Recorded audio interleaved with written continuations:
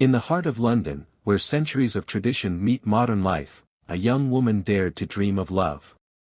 But in her world, that dream would become her death sentence. This is the story of Banaz Mahmod, a story that forces us to confront an uncomfortable truth. Sometimes the greatest danger lies not in the shadows of strangers, but in the embrace of family. What drives a father to plot against his own daughter? How does a family's obsession with honor lead to one of the most shocking crimes in British history? And, most chillingly, how many warning signs were ignored before it was too late?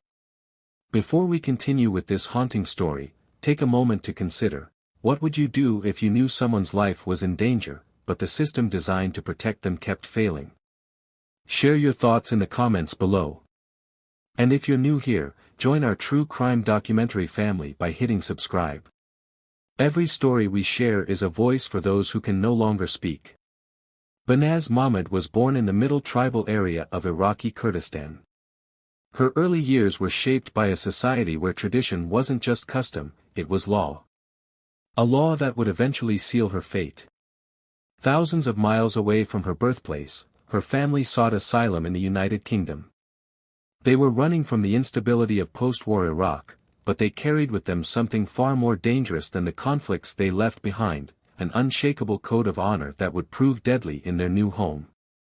For young Banaz, life in South London's Mitcham neighbourhood was a daily exercise in contradiction. Outside her home, she witnessed the freedom of Western society, girls her age pursuing education, choosing their paths, falling in love. But inside the walls of her family home, time stood still. Every move she made was watched, every choice predetermined, every dream suffocated before it could take flight. At 16, Banaz faced a different reality. Her family arranged her marriage to a man she had never met from her family's hometown in Kurdistan. This wasn't just a marriage, it was a sentence. The man she was forced to marry was described as illiterate and deeply conservative. But these polite descriptions masked a darker truth: he was violently abusive. For 2 years, Banaz endured unspeakable torment behind closed doors: physical abuse, sexual violence, psychological torture. When she begged her family for help, their response was clear: endure it. This was her duty as a wife. But something inside Banaz changed. Perhaps it was desperation, perhaps it was courage, or perhaps it was the first stirrings of love, real love, that gave her the strength to break free. She left her abusive husband and returned to her family home. And then she met Rahmat Soleimani. If you're finding value in this story, please consider subscribing to True Crime Documentary. Your support helps us continue sharing these important stories that need to be told. Rahmat was everything her husband wasn't: kind, gentle, supportive. For the first time in her life, Banaz experienced what it meant to be truly loved, to be seen as a person rather than property. Their relationship was a quiet rebellion against generations of tradition. But in Banaz's world, love wasn't a right, it was an unforgivable crime. Banaz overheard a conversation that would mark the beginning of the end. In her uncle Ari Mahmod's house, a family meeting was taking place, what would later be called a war council. The men of her family had gathered to discuss what they saw as an insurmountable shame: Banaz's defiance of their authority, her choice to love freely. What Banaz heard that day terrified her so deeply that she did something extraordinary: she wrote a letter to the police in her own handwriting. She named the men who were plotting to kill her.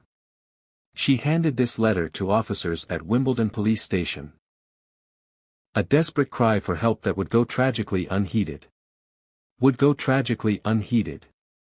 On New Year's Eve, 2005, what should have been a night of celebration became a terrifying preview of what was to come.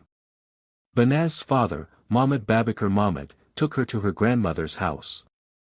To anyone watching, it might have seemed like a normal family visit. But the moment Banaz stepped through that door, she knew something was wrong. Her father, wearing blue gloves, offered her a glass of brandy. A seemingly innocent gesture that sent chills down Banaz's spine. In a household where alcohol was strictly forbidden, this unusual offer carried a clear message. As she sat there, her father repeatedly instructed her not to look at him. Each command increased her terror. Each moment stretched into an eternity. In that moment, Banaz made a decision that would save her life, at least temporarily. With adrenaline coursing through her veins, she smashed a window and fled into the cold London night, leaving behind the only life she had ever known. Officers had dismissed Banaz's pleas for help. Social services had failed to recognize the signs of escalating danger.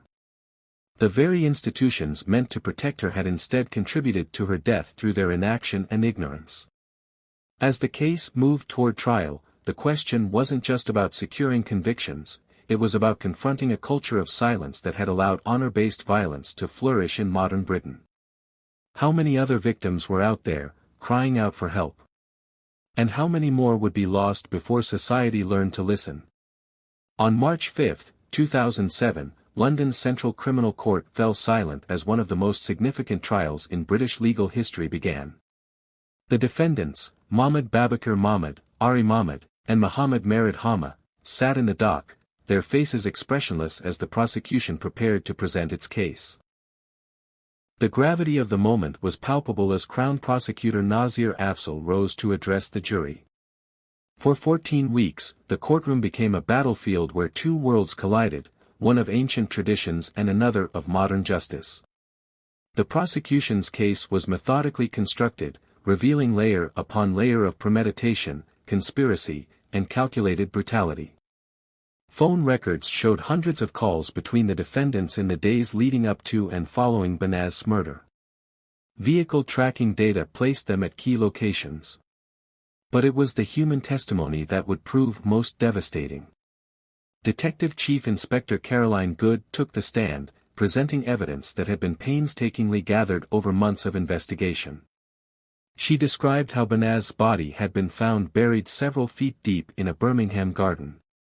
The killers had deliberately placed her beneath a leaking pipe, hoping the water would accelerate decomposition and destroy evidence.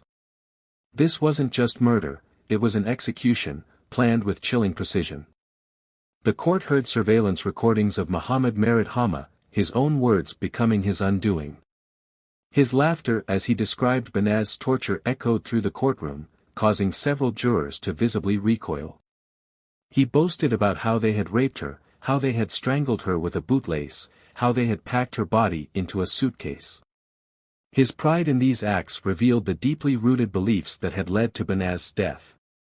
But perhaps the most powerful testimony came from those who had loved Banaz.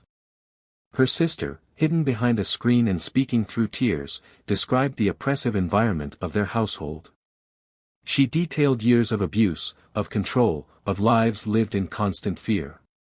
Her voice trembled as she recounted how their father had attempted to kill Banaz just weeks before her murder, that chilling New Year's Eve when he had worn blue gloves and offered his daughter poisoned brandy.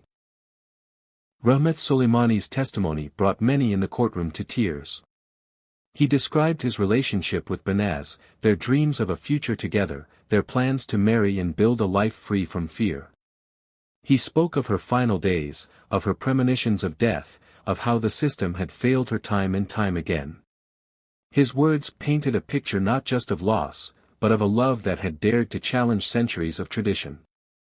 The defense attempted to portray the killing as a cultural misunderstanding, arguing that Western courts couldn't comprehend the complexities of Kurdish traditions.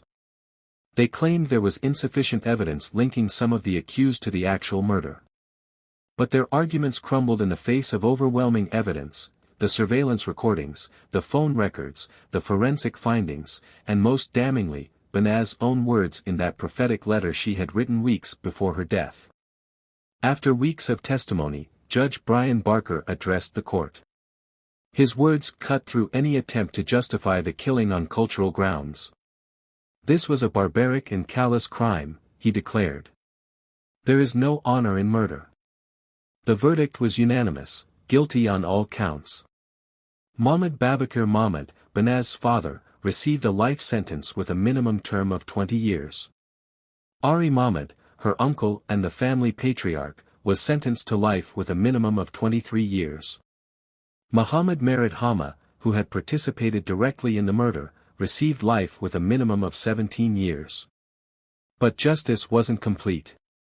Two suspects remained at large in Iraq.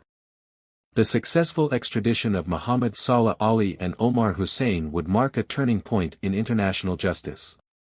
When they finally stood trial in London, their convictions brought the total number of people imprisoned for Banaz's murder to 5. Ali received 22 years, Hussein 21. Dana Amin, who had helped dispose of Banaz's body, was sentenced to 8 years. The verdicts represented more than just justice for Banaz. They sent a powerful message that honor killings would not be tolerated in modern Britain. The case had exposed the complicity of an entire community, with over 50 individuals implicated in either the planning, execution, or cover-up of the murder. While not all faced charges, the convictions shattered the wall of silence that had protected perpetrators of honor-based violence. In his closing remarks, Judge Barker addressed a crucial point that would echo through the years to come. The murder of Banaz Mahmod wasn't just about one family's twisted sense of honor, it was about the failure of British society to protect vulnerable women caught between cultures. The police had ignored her pleas for help. Social services had missed the warning signs. The system designed to protect her had instead abandoned her to her fate. The trial's conclusion marked the end of one chapter, but the story of Banaz Mahmod would continue to resonate. Her death would spark changes in how British authorities handle cases of honor-based violence. But for those who loved her, justice could never truly compensate for their loss. The price of speaking out had been steep. Her sister would live the rest of her life in hiding, and Rahmat Soleimani would face years of isolation in witness protection. But the most haunting question remained unanswered: how many other women like Banaz were out there, silently crying for help, their voices muffled by tradition, fear, and institutional indifference? In the years following Banaz Mahmod's murder, her grave at Morden and Sutton Joint Cemetery stood unmarked, a final act of rejection by the family that had taken her life. They had not only killed her but attempted to erase her very existence, denying her even the dignity of a headstone to mark her final resting place. But just as in life, others would step forward to honor the memory her family sought to destroy. The Iranian and Kurdish women's rights organization, IKWRO, refused to let Banaz be forgotten. Through their efforts, and with contributions from police officers and Crown Prosecutor Nazir Afzal, a granite headstone was finally placed at her grave. This simple marker became a symbol of defiance against those who had tried to erase her story. The murder of Banaz Mahmod forced Britain to confront uncomfortable truths about multiculturalism, tradition, and the limits of cultural acceptance. It raised difficult questions about integration, about the balance between respecting cultural differences and protecting basic human rights. Most importantly, it showed that preventing such tragedies requires more than just legal changes, it requires a fundamental shift in how society views women's rights and cultural traditions. Today, Banaz's grave is often visited by young women who leave flowers and notes. Many never knew her, but they understand what she represented: the right to choose one's own path in life, the right to love freely, the right to live without fear. Her story continues to inspire and warn, to educate and outrage. In the end, Banaz Mahmod was killed for daring to believe that she had the right to choose her own destiny. Her death sparked changes, but the question remains: how many more women must die before we as a society decide that no culture, no tradition, no concept of honor is worth more than a human life? The greatest tribute we can pay to Banaz's memory is to ensure that her story continues to be told.